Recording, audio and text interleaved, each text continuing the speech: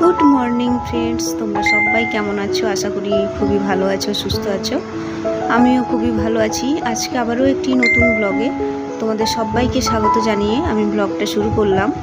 I hope ভিডিওটি ভালো লাগবে। তো ঘুম থেকে উঠেই বাসনটা ধুয়ে নিচ্ছি, মানে সকালবেলায় এই ভাতের হাঁড়িটা বাকি ছিল আর এই চায়ের কাপগুলো।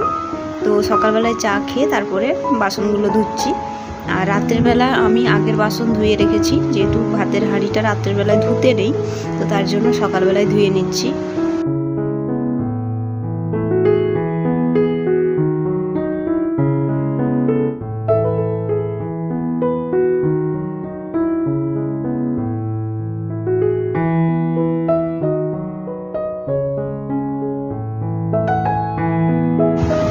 আর এখন ঘড়ির কাঁটায় বাজে ওই সকাল 6:30 মতো। আজকে একটু তাড়াতাড়ি উঠেছি, কালকে একটু তাড়াতাড়ি ঘুমিয়েছিলাম, মানে ওই 12টার মতো। তো মনে হচ্ছে 12টা মানে অনেক তাড়াতাড়ি, কিন্তু আমাদের কাছে তাড়াতাড়ি, আমাদের ঘুমোতে আরও দেরি হয়। আর তারপরে এই যে ভাত বসিয়ে নেব, তো তার জন্য ভাতের হাঁড়িতে জল নিয়ে নিচ্ছি।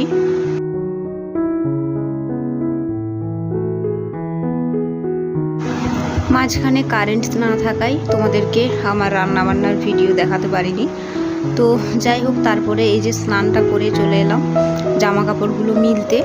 তো মানে ভিডিওটা অন করতেই পারিনি, যেহেতু কারেন্ট নেই, মানে অন্ধকার আসছে, তোমরাও বুঝতে পারবে না, তার জন্য ভিডিওটা করতে পারিনি।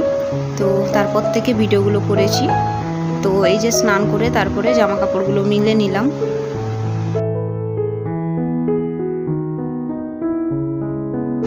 আর এটা কিন্তু সন্ধেবেলায় আজকে রান্না হচ্ছে চিকেন, তার সাথে রুটি। তো চিকেনটা কষিয়ে নেব আর তার সাথে রুটি থাকবে। তো আমি যতটুকু ভিডিও করছি অবশ্যই নিজে থেকে করছি, সব কিছুটাই নিজে করি, এডিটিং থেকে শুরু করে। খুব একটা সময় করতে পারি না, যতটা করতে পারি নিজের জন্য। তো যদি কোনো জায়গা খারাপ হয় বা তোমাদের খারাপ লাগে অবশ্যই কমেন্টে জানিও, আমি ঠিক করে নেব। তো এই যে চিকেনটা কষিয়ে নেব, মানে মশলাটা খুব সুন্দর করে কষিয়ে নিয়েছি, তারপর চিকেনটা দিয়ে দিলাম।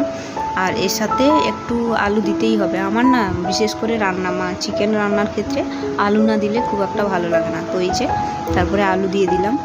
আর আজকে এই চিকেন কষা আর রুটি দিয়েই আজকের ডিনারটা সেরে নেব।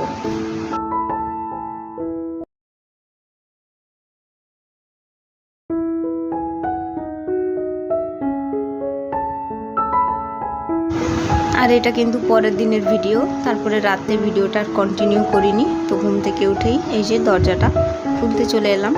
আর এই যে দেখছো এখন হচ্ছে সকাল ওই 6:30 মতো। তো 6:30 বাজে।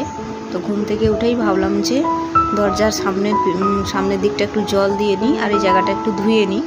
সকাল সকাল এই জায়গাটা ধুয়ে নিলে মানে আমার ভালো লাগে, রান্নাবান্না করতেও ভালো লাগে আর মনটাও ভালো থাকে। আর যেহেতু বাড়ির বাইরে আমার হাজব্যান্ড যেহেতু স্কুলে যায়, এমনি বেরিয়ে যায়, তো তার জন্য যাওয়ার আগে জায়গাটা যদি জল দিয়ে মুছে নিই তাহলে ভালো হয়। লোক বলে যে কেউ বাড়ি থেকে বেরোলে ঘরের দরজায় সবসময় জল দিয়ে দিতে হয়। অনেক রকম ব্যাপার থাকে, তো যাই হোক, নিজের মনের শান্তি। আর দেখবে রাত্রেবেলা অনেক পোকামাকড়, টিকটিকি, পটি, সব কিছু পড়ে থাকে, মানে তার জন্য ভাবলাম যে জায়গাটা ভালো করে ধুয়েই নিই। আর গরমকালে বিশেষ করে জল ঘাঁটতে তো কোনো অসুবিধাই নেই, যত জল ঘাঁটা যায় ততই ভালো। এটা যদি শীতকাল হতো খুবই সমস্যা লাগতো।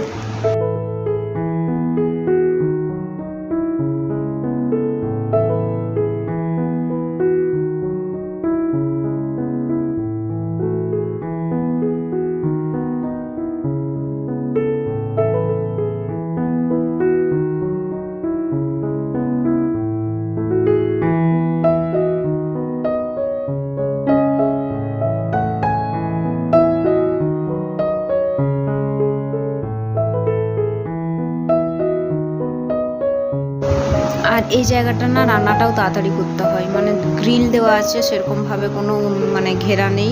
আর উপরটা বেশ, মানে সবথেকে বড় কথা কি বলো তো, উপরটা হচ্ছে টিনের চাল, মানে এই বারান্দাটা। তার জন্য এখানে গরমে দাঁড়িয়ে রান্না করা যে কী কষ্ট সেটা আমি বুঝি। তো সকাল সকাল উঠে যদি রান্নাটা করে নিই তাহলে আমারও কষ্টটা কম হবে। আর স্নানটা গরমকালে যত তাড়াতাড়ি করা যাবে ততটাই কিন্তু ভালো।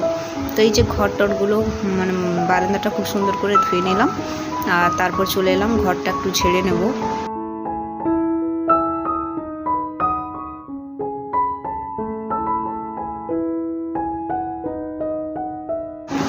আর এই জানালার নিচের পাল্লাটা কিন্তু এভাবে বন্ধই রাখা হয়। কেন বলো তো, বাইরে থেকে রাস্তা থেকে পুরো ঘরটা দেখা যাবে, তুমি যাই করো না কেন দেখতে পাবে, তো তার জন্য এটা বন্ধ থাকে। আর যেহেতু রাস্তাটা সামনে, আর গাড়ি ঘোড়ার আওয়াজটা কিন্তু সব সময়ের জন্য থাকে। আমি ভিডিও এডিটিং করতেও আমার মানে খুবই কষ্ট হয়, সময় বুঝে করতে হয়। তো যাই হোক, করতে তো হবে। তো এই যে বিছানাটার চাদরটা ঝেড়ে নেব। আমার কিন্তু বিছানার চাদর ওইভাবে মানে এমনি ঝাড়তে ভালো লাগে না, একবারে ঝেড়ে করে বিছিয়ে দিলে ধুলাবালি কিচ্ছু থাকবে না, বিছানাটা দেখতেও সুন্দর লাগবে, মানে শুতেও সুন্দর লাগবে তার জন্য।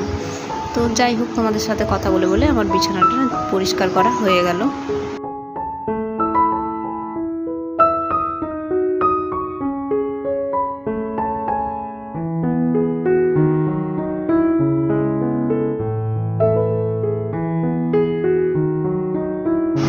তো বন্ধুরা, আজকে আমি এতদূর পর্যন্তই রাখলাম।